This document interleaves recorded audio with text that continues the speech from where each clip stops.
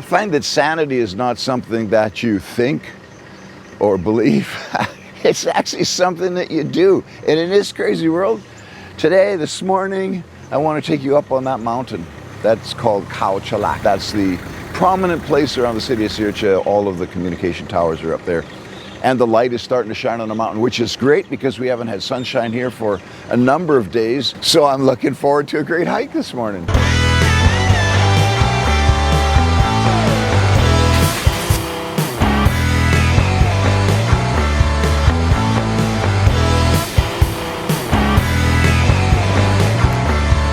Looks like the monks are going both ways this morning, doing their early morning begging.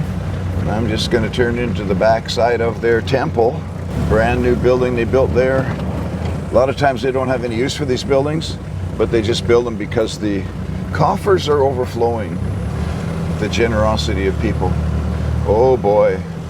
Months of rain here, well, a few months of rain has really caused a lot of growth here, hasn't it? Look at this, eh? This is amazing. It used to be just a hard, dry trail going in here.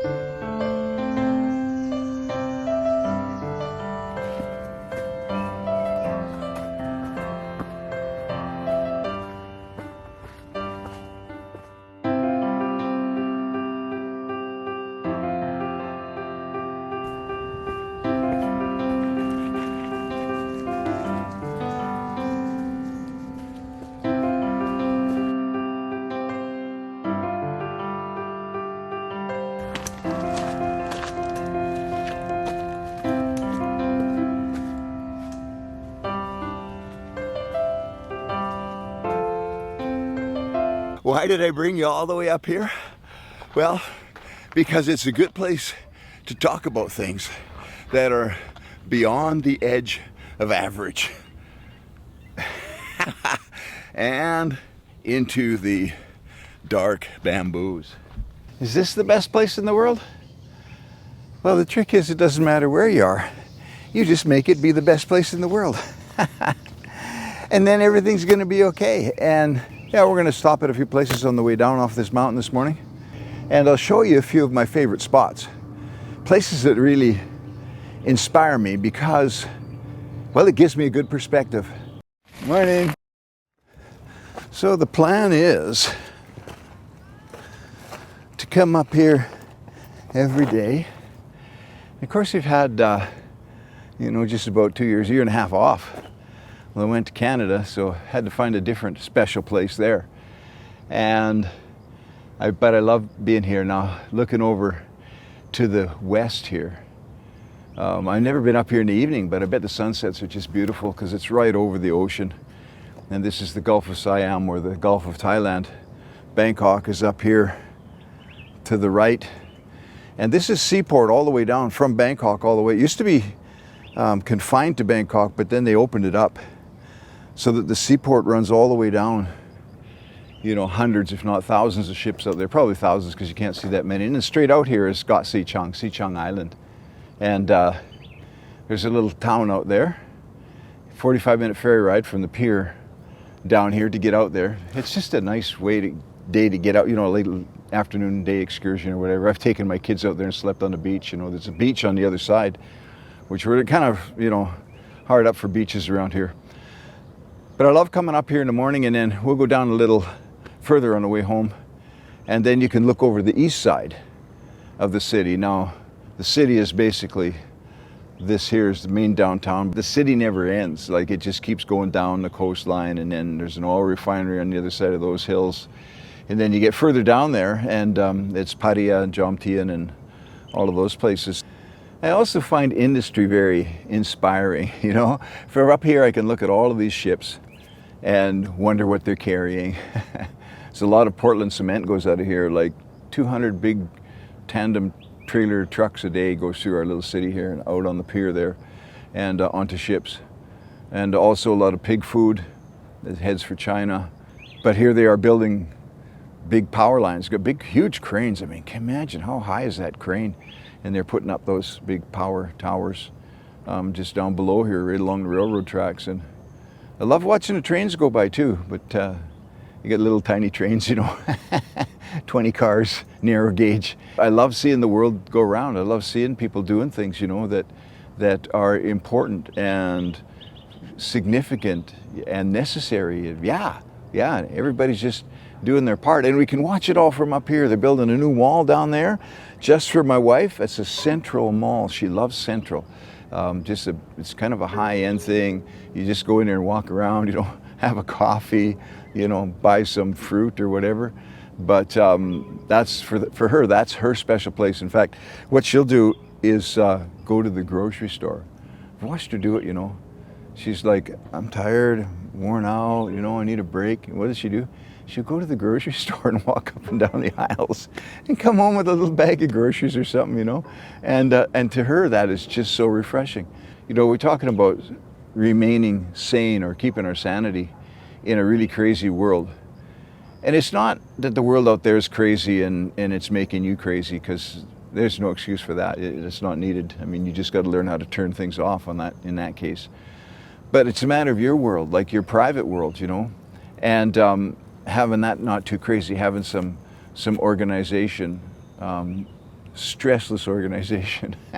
But you got to learn to pace it. And I think about it this way. How about a sabbatical every day? And it's not a sabbatical because, oh man, I'm just so pooped, I'm just so beat, I'm just, I'm burnt out. No, you got to go in strong. You got to, maintaining your strength is not depend on your circumstances. It does not depend on the craziness of the world around you or your own personal world. Maintaining your strength depends on making the right choices and staying focused, on the thing that you're supposed to be doing. And the saddest thing in the world is a life that doesn't know what they're supposed to be doing. They don't last that long, they don't last that well. But when you know what you're supposed to be doing and you've got some purpose, no matter what it is. And the thing is, it's so easy to belittle our purpose and say, oh yeah, well, he's got a purpose, he's such and such, he's a leader of whatever. But every one of us has a purpose that's just as significant. And in fact, if we can just identify what that purpose is and be comfortable in it, and be strong in it, and move ahead in it. And so, yeah, that's my encouragement for you for today. Stay strong in your purpose. Exercise is good, though. I tell you what, I just feel so much better once I've been out here climbing this mountain and get back down. And I mean, it's hot and sweaty. I'm just soaking wet all the time, But that's probably good for you too. All right, so let's head down. We'll take a veer off to the right down there part way and come out at another place. There's some cool things to show you down there, actually.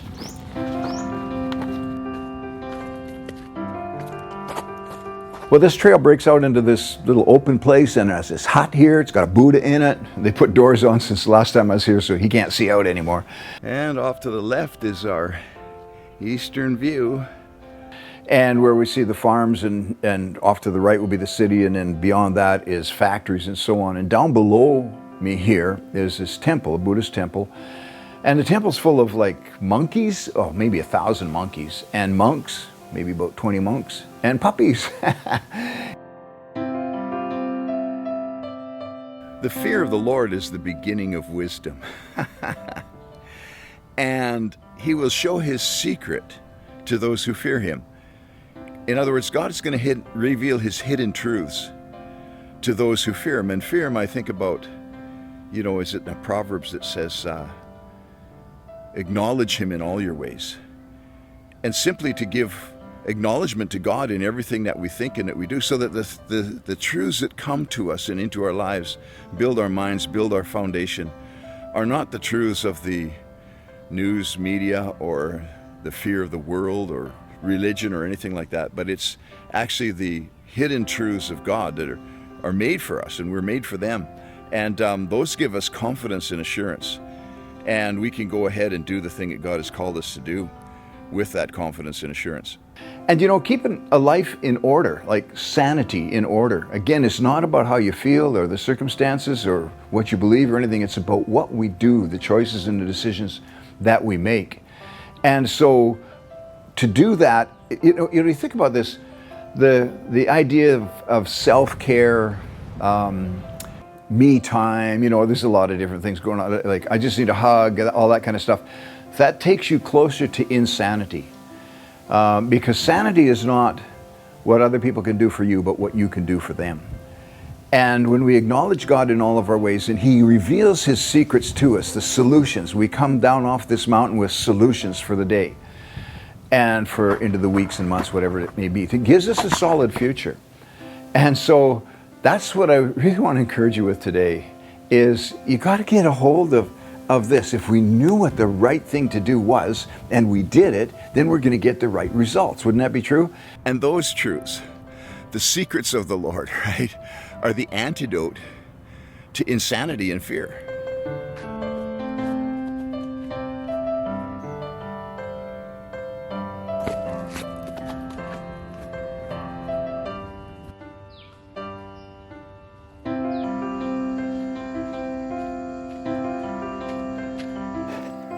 And back to the Jeep. We are ready for some breakfast. I tell you what. So there's this lady, news anchor on one of the big Canadian television networks. This lady comes on the news with this drawn out, forlorn, gray looking face. And she says, the only thing that's keeping our precious hospitals from cratering altogether is the number of people dying of COVID and making more room for others. I mean, that is so mean. You think about people sitting at home on their couches, watching this, people that are like scared enough already of the pandemic. I mean, what she'll do to your heart to sell some news is just uncanny. It's just unbelievable, the lack of integrity. Okay, so don't be a problem pusher. Be a problem solver. Don't bring a problem to me unless you bring an answer to. Because there's nothing worse than people bringing problems to you. So what are you going to do about this now? Well, I don't know. What would you suggest?